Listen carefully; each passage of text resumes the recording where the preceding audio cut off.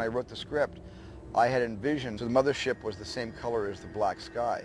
So you just saw a kind of weird triangled shape because there was a hole in the heavens where the mothership was moving and blanking out all the stars. And I held on to that concept for a long time, did many paintings of it, and I think George Jensen did some actual drawings of it and paintings of it in color. But then what happened was when I was shooting the scene in outside Bombay, India, with Truffaut, Lance Henriksen, and Bob Balaban, where everybody points to the sky and says, "Ugh."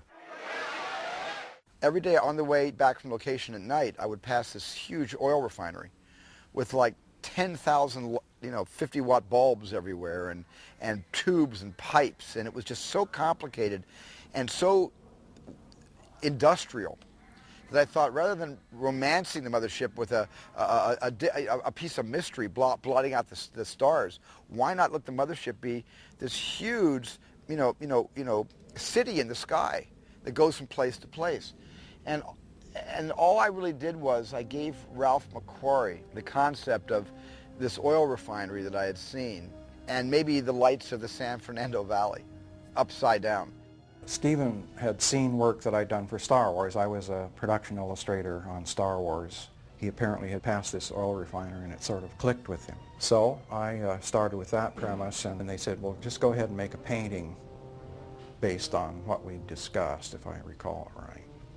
And I went home and spent a day and a half or two making this rendering, which showed pretty much what we see in the film.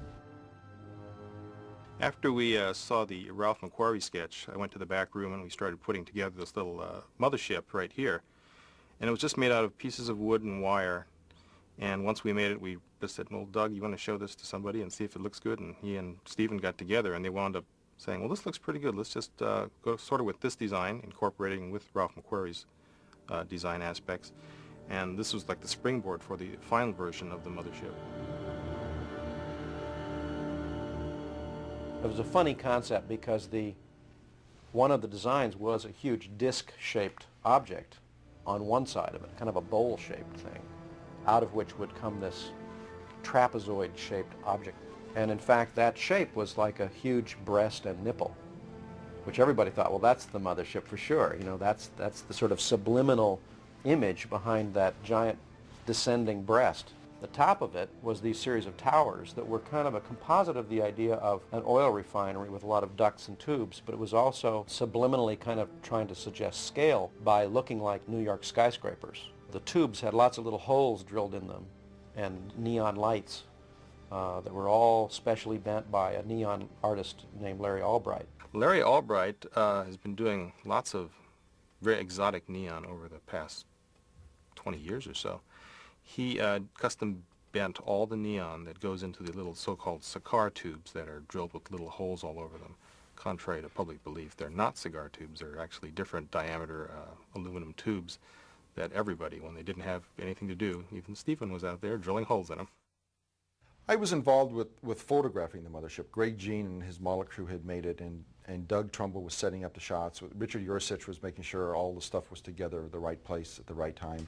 Stephen would come in and lay each shot out as we were doing them, put the camera in the right place, figure the start point and the stop point on it. And then it would be up to me and Scott Squires would be there all day long, setting it up and shooting a pass. Then at nighttime, Hoyt Yateman would come in and sit there for 12 hours at night and make sure that it ran okay during the night. Then Scott and I would come in again in the morning and finish the shot out. Most of the shots took a day and a half or 2 days to shoot. The mothership, essentially, we shot two of them. There was the underbelly of the mothership that was probably about 5 feet across, and that's the one that has the light patterns on it. The other model was the entire mothership that was a little bit smaller than that. It was big. I mean, the thing weighed hundreds of pounds probably, and everything was held up by 2-inch pipe that was practically sandbagged to the floor so that nothing would fall over. Everything had to be repeatable. And when you get in a weight like that and you bump into something, the thing is just going to really be knocked, and it's, we had to be very, very careful walking around it. And then we were shooting in smoke all the time, too. We had a separate room over to the side that Scott Squires, who was my assistant at the time, and I would be in that was air-conditioned, and we would walk out into the smoke probably every 10 minutes. Literally, we could not even see where the camera was sometimes, and we'd walk out to where the camera was, feel our way, and look and see that the smoke level was still consistent, that nothing had burned out in the model, that everything was still moving forward. and then we'd walk back, feel our way back into the little smoke room where we were free of smoke, and wait until we'd go out like 10 minutes later to see how it was doing. So we shot all the underbelly shots first. And part of the light effects you saw in the underbelly were moire patterns that were projected through a bright, like a front projector unit on the ground that was all motor controlled, with slots in it, and as the slots sort of moved and light came through it, it changed this pattern. And we would do multiple exposures of that, so we saw this incredible pattern dancing around on the underbelly. And then after that was finished, we shot the rest of the ship where you're sort of back and you're looking at the whole mothership. And it was mainly shot in smoke, so that you could just barely see the shape of it, but you saw the light illuminating from all the different points on it.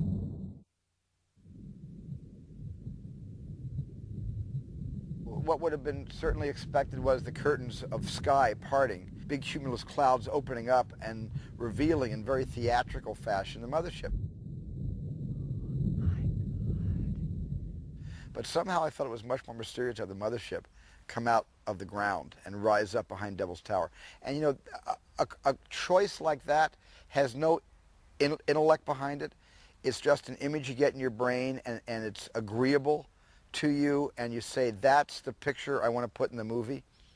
It only falls apart when you start to intellectualize it, because of course it's two things too big. What did it do, dig a hole in the ground and come out of a hole?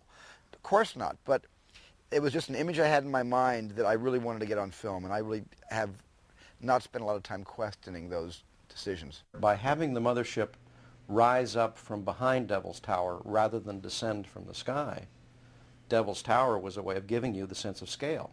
So when you pull back to a wide shot and you say, oh my God, the mothership is actually bigger than the mountain, that's what told you how big it was.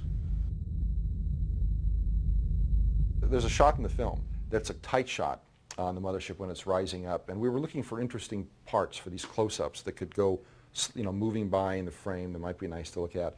And we found an angle that looked really good, and as we were dressing it, Greg, Jean, and I, we thought about, well, why don't we put a little R2-D2 up there, upside down, hanging in there. But not to make it too obvious, we won't light him up, but we'll light the area behind him so you'll see his silhouette.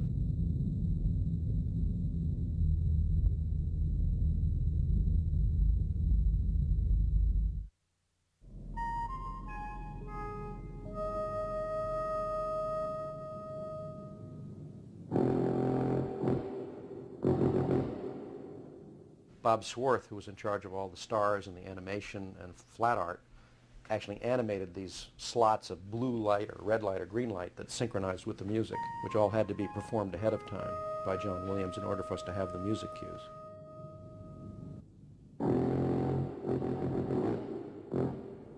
I was given a music track that just had the tuba sounds on it, and we just made up a cue sheet of every single sound, and then I worked out the lighting cues on the mothership. I knew what the kind of colors they were using on the light board because I had seen that footage. But as I recall, nobody told me what colors to use for anything. I just did what I felt, you know, would work. And it all sunk up correctly. It was all cut in, worked beautifully. As the sequence was wrapping up, suddenly we found out that Stephen wanted the end credits to be over the mothership. So I got a chance to design some of the shots. And it was really looking for interesting parts of the frame that the mothership might be and how big the ship might be in the frame. Whether it was going to be small up in the corner, whether it was going to be big moving through. I mean, that was really a lot of fun. That was more of the type of work I'd done in Star Wars, where I could sort of design shots and we could use them in the film. And the room we had was too small to actually get the camera back very far, even with the widest angle lens. So we got one of those convex mirrors and sort of put it in one corner of the room and looked into that at the mothership. So it made the mothership look like it was 150 feet away instead of like 30 feet away because it was reflected in this dome. So we managed to get a couple of shots that way. So we had to do a lot of stuff like that. And it was hard, again, because this thing weighed 100 or 200 pounds. The camera gear alone had to weigh 100 pounds. The tracks that the cameras were on weighed at least 100 or 200 pounds. It was very hard to move any of the gear around. And that's one of the things that I don't miss about the old special effects was the weight and the difficulty in moving things around. Now that we do most of the stuff computer generated, the stuff doesn't weigh anything. So it's, and you can put the camera wherever you want.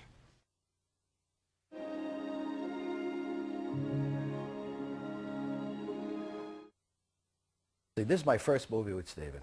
We lived in the same house in Mobile, Alabama, and I had my editing room at the house. So I'd roll out of bed and go to work, and when, you know, it was right there. I'd have to waste 2 or 3 hours traveling. So he was accessible each evening. We'd run over material, and he'd give me his thoughts, and it was just a wonderful, wonderful experience that way. It was really that simple. That's the first special effects picture I've ever done. What was funny about it, we had to cut reactions to something we didn't see. You have a piece of leader, and people would be reacting to it. They'd be reacting to nothing that we would see, but you would key off those reactions. I'd cut in the reactions and gauge how long they should be, and then we sort of figured out how long the shot should be. A lot of the show was that way.